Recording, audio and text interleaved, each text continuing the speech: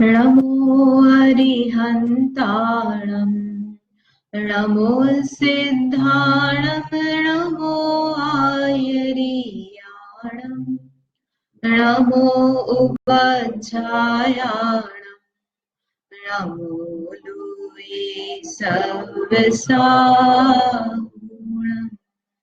मोक्षमार्गस्य तारम् भेत्तारम् कर्मभूभृताम् ज्ञातारम् विश्वतत्त्वानाम् वन्दे तद्गुणलब्धये। तत्वार सूत्र ग्रंथ में पहले अध्याय में शुद्ध ज्ञान का प्रकरण अपन समझ रहे हैं। शुद्ध ज्ञान किसे कहते हैं?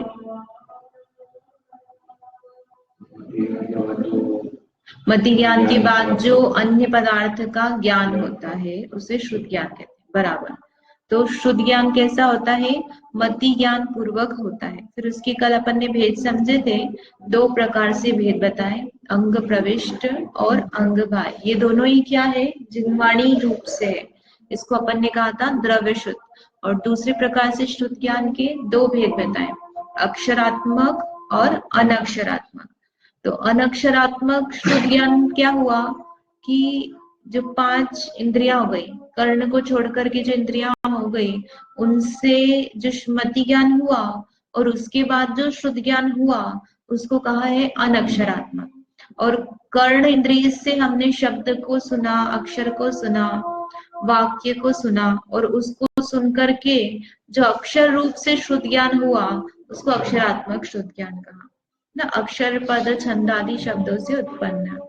तो इसी फिर अक्षरात्मक शुद्ध ज्ञान के दो भेद किए, द्रव्य शुद्ध और भाव शुद्ध। तो द्रव्य शुद्ध तो क्या हो गया? जो अपना आगम जिन्वाणी हो गई, वचन केवली भगवान के जो वचन है वो भी क्या हो गए? द्रव्य शुद्ध, क्योंकि वचन भी पुद्गल है, स्कंद है, और जो लिखे हुए हैं आगम है वो भी पुद्गल रूप से है, इसलिए ये कैसे हो गए? द्रव्य शुद्ध। और इनको पढ़ करके जो ज्ञान हुआ उसको क्या कहा? भाव शुद्ध कहा। अब इसके बाद में एक अपन थोड़ा सा शुद्ध स्कंद का पिक्चर है, वो मैं चाह रही थी कि अपन देख लेते। जो अपन ने 12 अंग बताए, तो जनरली जो मंदिर है, मंदिरों में ये आपने देखा होगा बना हुआ इस तरह का एक पीतल का अष्टधातु का बना हुआ शुद्ध स्कंद देखा आपने? सब ऐसे पिक्चर्स होते हैं, रामचंद्र नगर में देखा, वहां पे पिक्चर रखा हुआ है साइड में खिड़की में। तो यह जो है पिक्चर, इसमें क्या है? इसको स्कंद बोला है। शुद्ध स्कंद यानी जो वृक्ष होता है ना शुद्ध जिन्वाणी का, तो इसमें नीचे यदि अपन देखें तो ये जो 12 अंग बोले हैं वो 12 अंग इसमें दिखा है। यहां से गिनेंगे ना, 1 2 3 4 5 6 7 8 9 10 11 12, ऐसे ये पूरे 12 अंग है। तो इसके पास में संख्या क्या लिखी है? इसका पद का प्रमाण लिखा है कि जैसे आचार अंग है तो आचार अंग में 18,000 है ना, 36,000 पद है, पदों का प्रमाण है। और एक पद की संख्या भी अपने आप में 1634 करोड़ इतने मतलब अक्षर होते हैं उसमें, उतने अक्षरों से मिलकर के एक पद होता है। अपने आप में बहुत बड़ा पद है, पद का प्रमाण है। हाँ, पद अलग है। हाँ नहीं, पद जो है वो शब्दों से अपन मान लो कि मिलकर बना बड़ा। तो ऐसे आचार्यांग में 18,000, शुद्ध कृतांग में 36,000, स्थानांग में 42,000। तो ये सब जो पास में लिखे इनके पदों का प्रमाण लिखा हुआ है। और ऐसे 12 अंग होते, तो 12 अपन ग्रंथ समझ लो, जैसे अपन किताबें हो गई अलग अलग प्रकार की, तो 12 प्रकार के अंग हो गए। और उसमें 12वां जो है उसका नाम है दृष्टिवाद।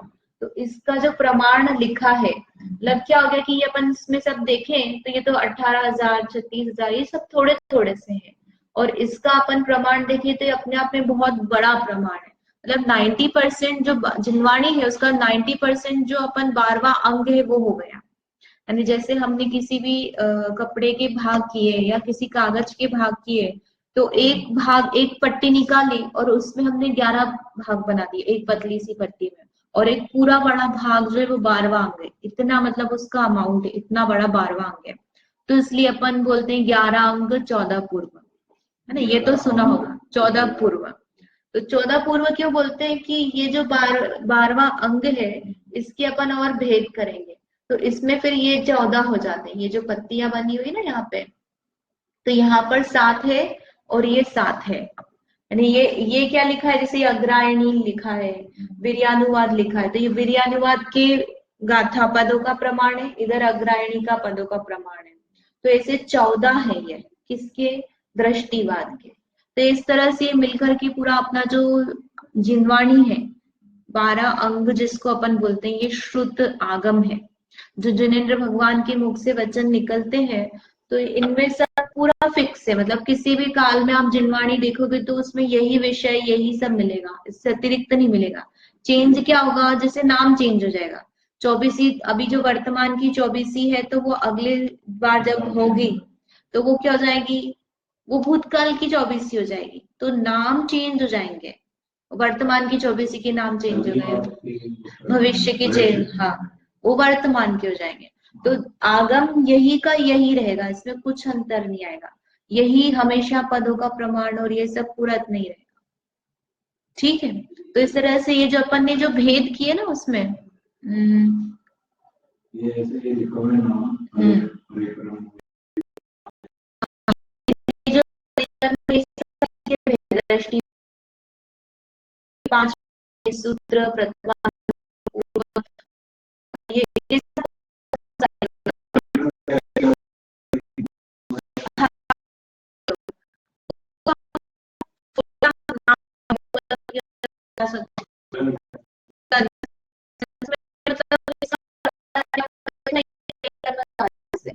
तो ये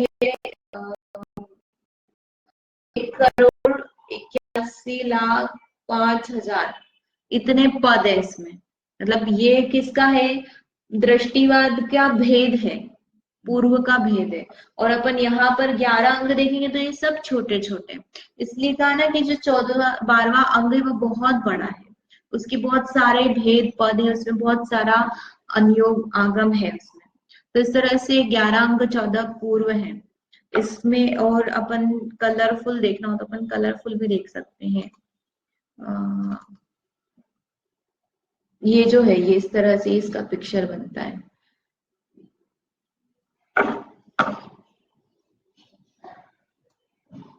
इसमें दिखेगा नहीं, इसको तो आप मतलब ये आप मंदिर में आप ध्यान देना, ये अष्ट धातु का बना हुआ था। गोमटगिरी जाओगे तो आप वहां पे भी आपको श्रुत स्कंद दिखेगा, और जनरली इसका पिक्चर होता है, या फिर अष्ट धातु में उकेरा हुआ रहता है, सब जिनवाणी के नाम होते हैं। तो सभी मंदिरों में पढ़ने में आते कितने कितने किसमें पद है, क्या नाम है। अपन जैसे प्रशस्ति होती कि नहीं, तांबे की प्रशस्ति होती है, उस पे लिखा होता है, पढ़ने में आता है, ऐसे ही ये भी होता है। तो ये इसी में मतलब छोटे रूप में पूरी जिनवाणी आ गई। अंदर क्या ही नहीं लिखा है, लेकिन ये पूरे अंगों के नाम इसमें सब लिखे होते हैं, तो एक तरह से पूरी जिनवाणी हो गई।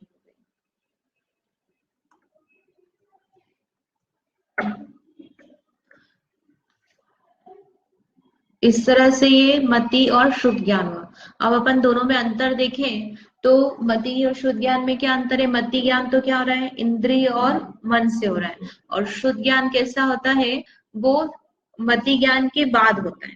तो यहाँ पे सबसे पहले कर्म का अंतर बताया है कि मति ज्ञानावरण कर्म के क्षयक्षम से होता है, और शुद्ध ज्ञान मतलब दोनों का कर्म अलग अलग है।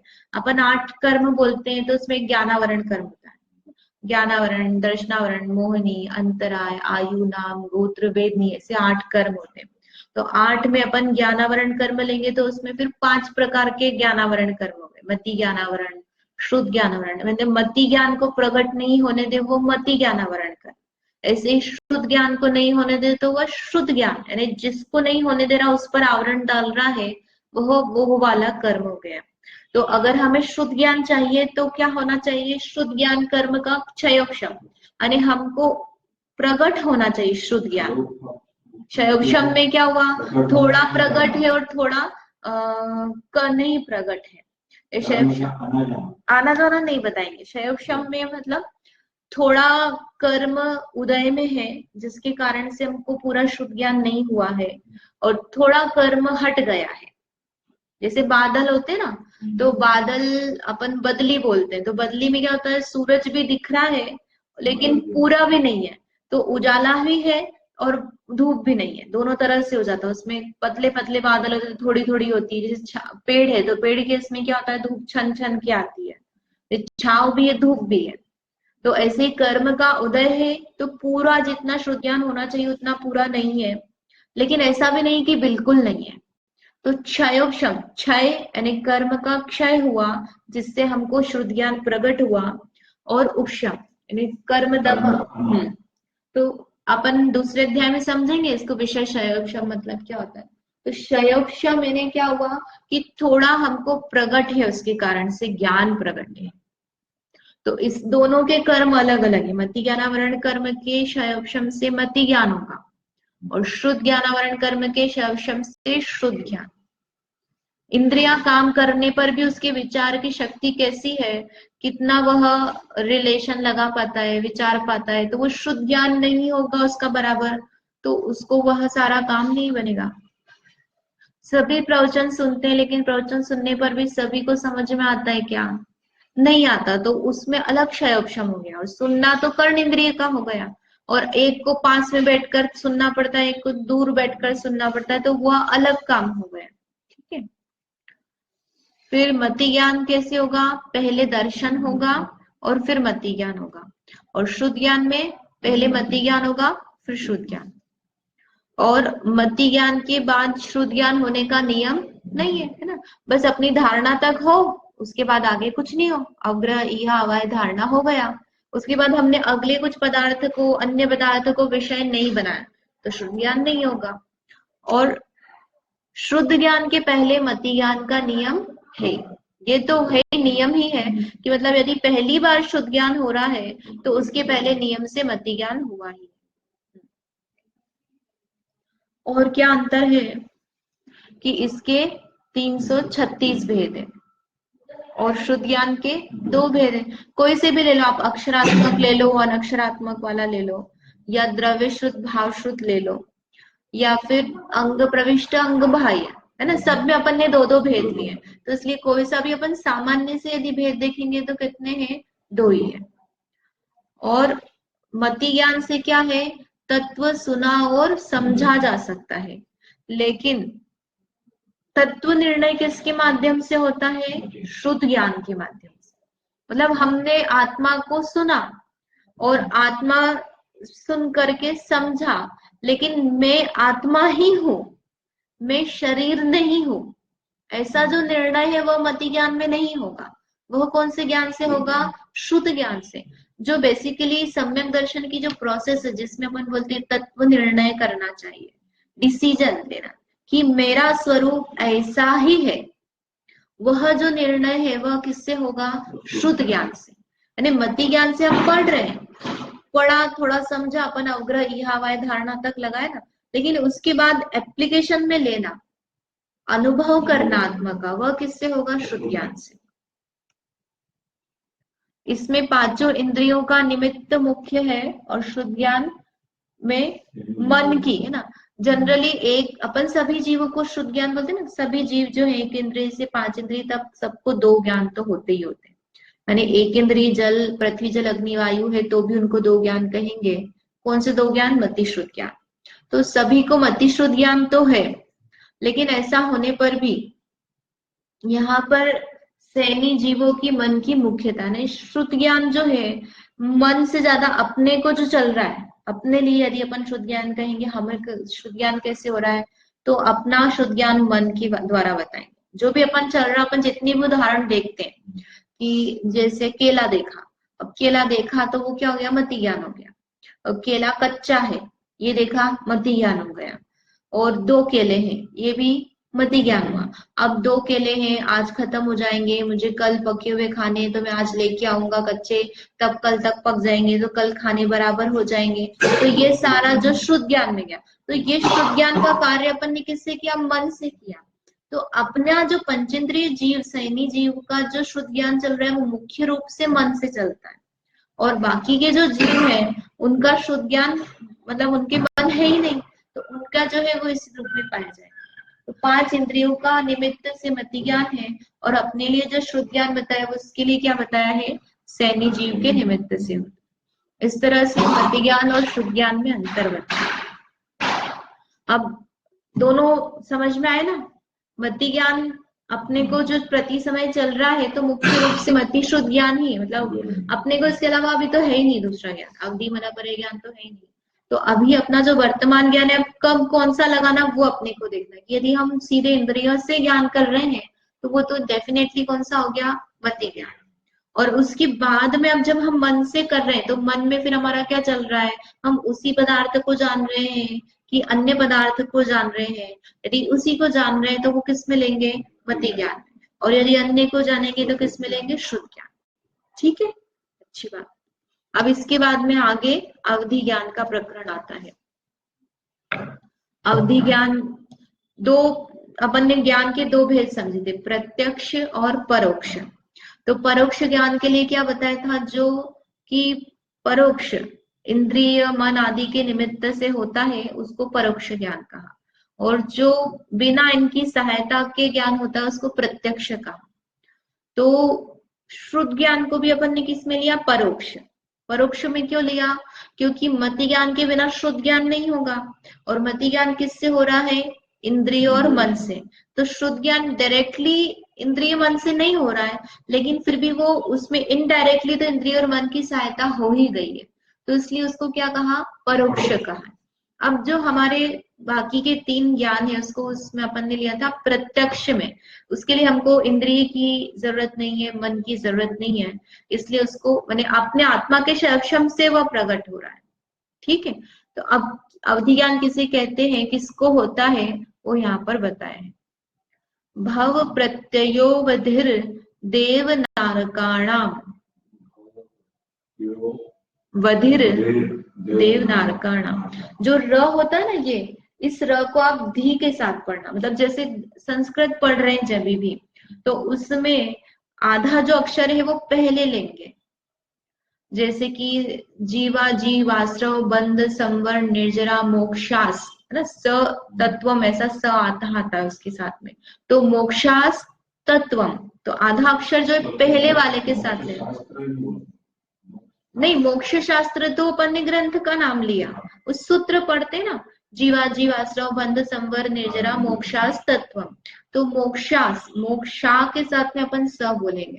तो ऐसे यहाँ पर अवधि है, ये क्या है, अवग्रह चिन्ह होता है, असाइलेंट होता है, उसको को अपन पढ़ते नहीं है। तो भव प्रत्ययो बधिर देव नारकाणा, है ना, फिर से पढ़ते हैं, भाव प्रत्ययो बधिर देव नारकाणा। अभी पढ़ते समय अपन धीमे धीमे पढ़ रहे हैं इसलिए वो र पूरा बोलने में आता है, लेकिन जब अपन फास्ट बोलेंगे तो भाव प्रत्ययो बधिर देव नारकाणा, इस तरह से वो आधा र बनता है। क्या अर्थ बताया कि अवधि ज्ञान है बता रहे, तो भव प्रत्यय है ना, भव प्रत्यय, इस तरह से उसका विसर्ग करेंगे। अवधि ज्ञान देव नारकाणा, देव नारकाणा में देव और नारकियों को होता है। अब कौन सा वाला, भाव प्रत्यय अवधि ज्ञान देव नारकियों को पाया जाता है।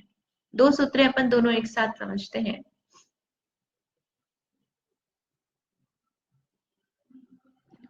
क्षयोक्षम निमित्त षड विकल्प शेषाणाम,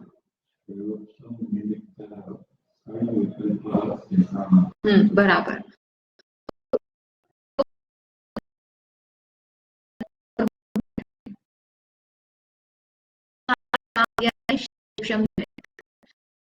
के जो वह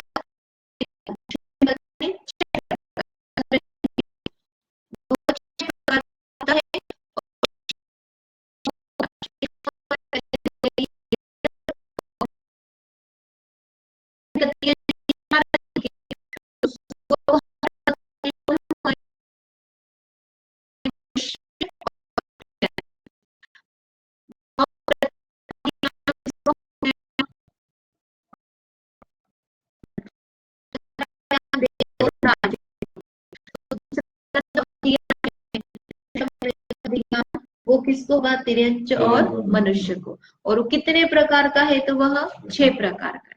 और भाव प्रत्यय में भेद नहीं बताया। तो अब पहले अवधि ज्ञान समझते हैं, फिर उसके भेद समझेंगे। तो अवधि ज्ञान किसे कहा? द्रव्य, क्षेत्र, काल, भाव की मर्यादा लिए रूपी पदार्थों को स्पष्ट जाना बिना इंद्रिय और मन की सहायता के। ये अपन ने समझा सामान्य से पहले कि मैं यही इस कमरे में बैठी हूँ और बिना इंद्रिय मन की सहायता से अन्य कमरे में क्या चल रहा है, क्या चीज है, मुझे जानने की जिज्ञासा हुई। अंगूठी रखी, तो वो अंगूठी वहां पर रखी हुई है, उस अंगूठी को मैंने जान लिया। दरवाजा बंद है ना, तो बिना चक्षु इंद्रिय की सहायता के मैंने उस पदार्थ को जाना। अब कल वह अंगूठी कहाँ रखी थी? ठीक है, ये तो अभी वर्तमान की बात होगी। कल कहाँ रखी थी? उस अंगूठी को कल की में पता कर लिया, कल वो अलमारी में रखी थी, तो वो अलमारी में पड़ी हुई हमने जाना। तो अलग अलग द्रव्य, क्षेत्र, काल, भाव की मर्यादा के साथ पदार्थों को जाना। तो कौन से पदार्थ लिखे यहाँ पर? रूपी पदार्थ। रूपी मतलब क्या होता है?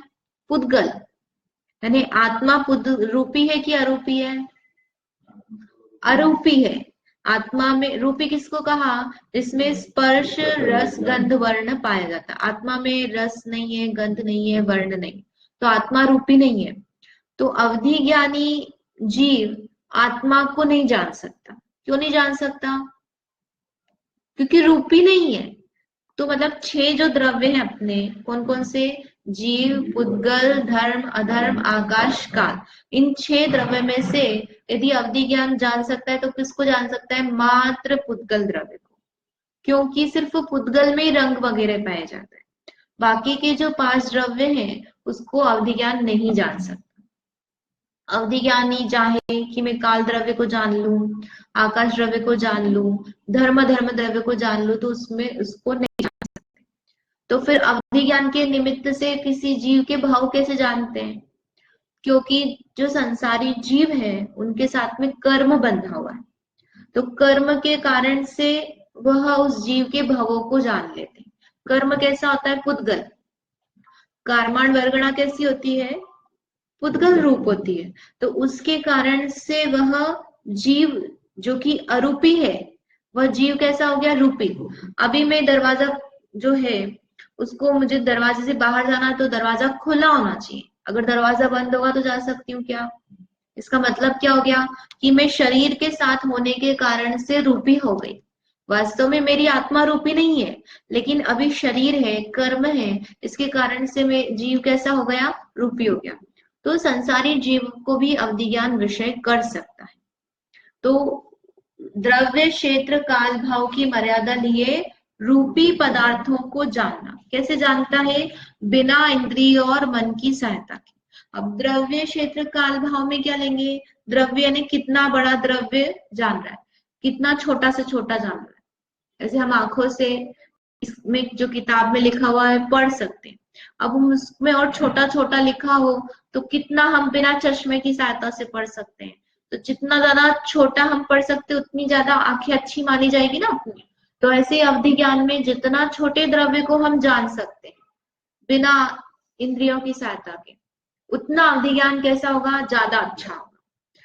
फिर क्षेत्र में क्या होगा? जितने ज्यादा एरिया को हम जान सकते हैं, क्षेत्र में बड़ा क्षेत्र लेंगे।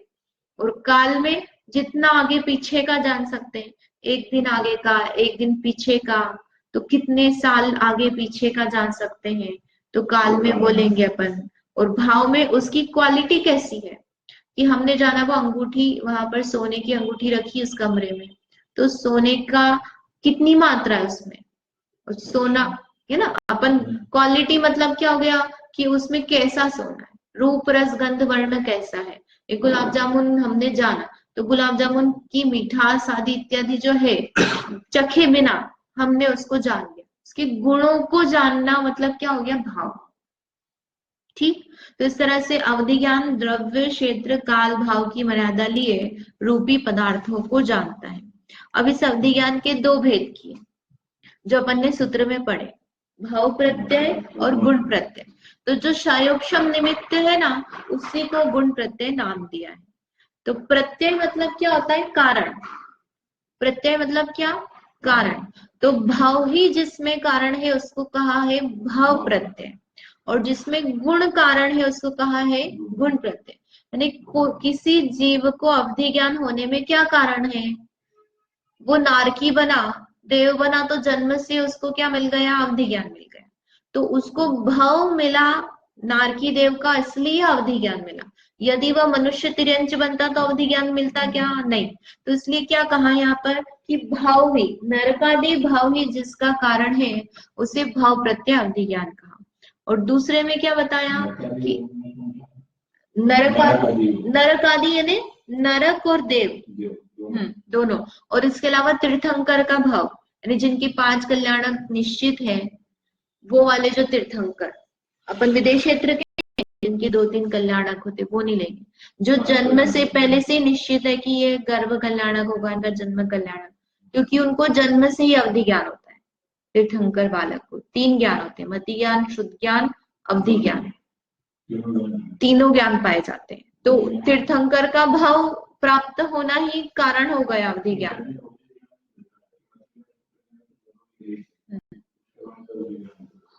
हाँ, मति शुद्ध ज्ञान तो संसारी जीव में सभी को पाया जाता है, सभी के लिए।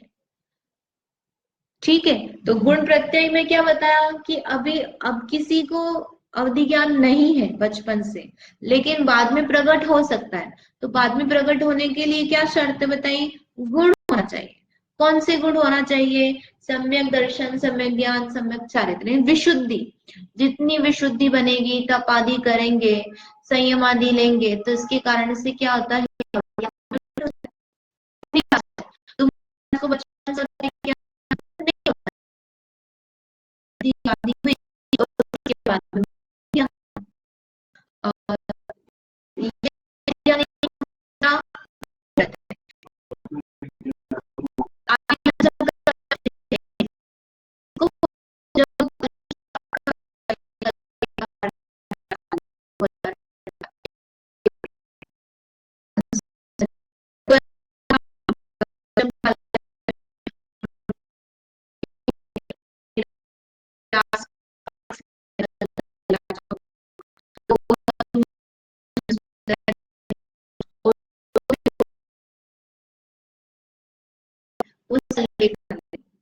तो वो जो सम्यक ज्ञानी विराज है उनके लिए अपवाद है, बाकी सामान्य से पंचम काल में अवधि ज्ञान नहीं पाया जाता, पंचम छठम काल में नहीं पाया जाता। तो इस तरह से अवधि ज्ञान के 2 भेद है। अभी अपन ने सामान्य समझा है, बाकी कल अपन विशेष रूप से समझ। ठीक, यही तक। जावाणी के ज्ञान ते सुजे लोकालोक, सो वाणी मस्तक सदा दे।